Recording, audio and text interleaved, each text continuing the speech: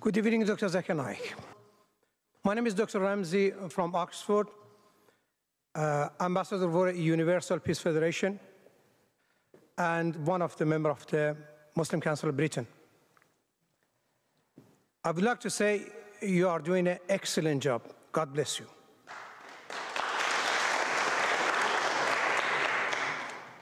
Now my question, Dr. Zakir Naik, in your opinion, is Islamophobia a real phenomenon? And if so, how do you suggest it can be tackled?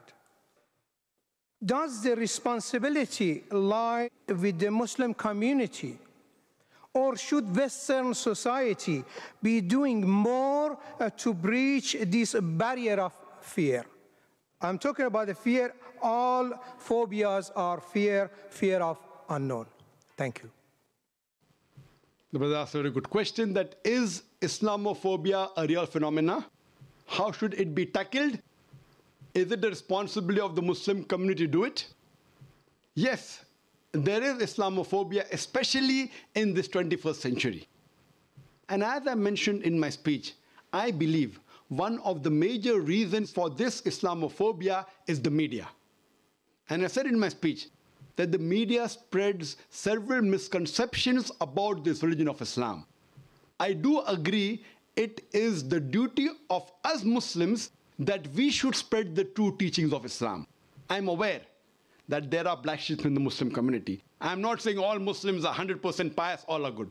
There are black sheep in every community, including Muslims. What does the media do? They pick up the black sheep of the Muslim community and they portray on the media as though they're exemplary Muslims.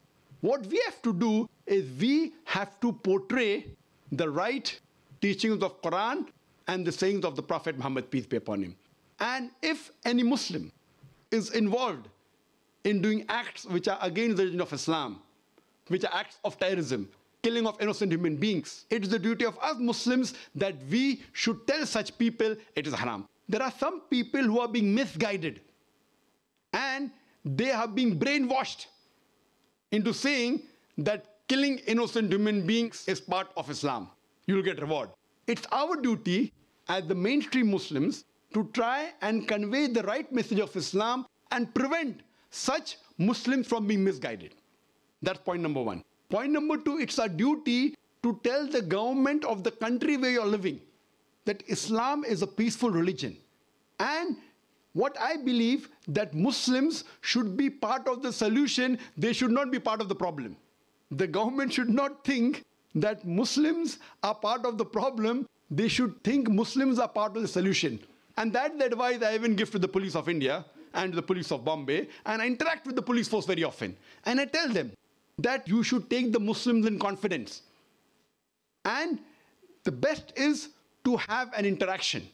I have addressed many police officers from very different countries, and we should try and have a question and answer session and remove the misconceptions in their minds and prove to them that Islam is one of the most tolerant religions, it's a peaceful religion, and if you know the teaching of Islam, surely the least person that you'll have to fear is a true Muslim.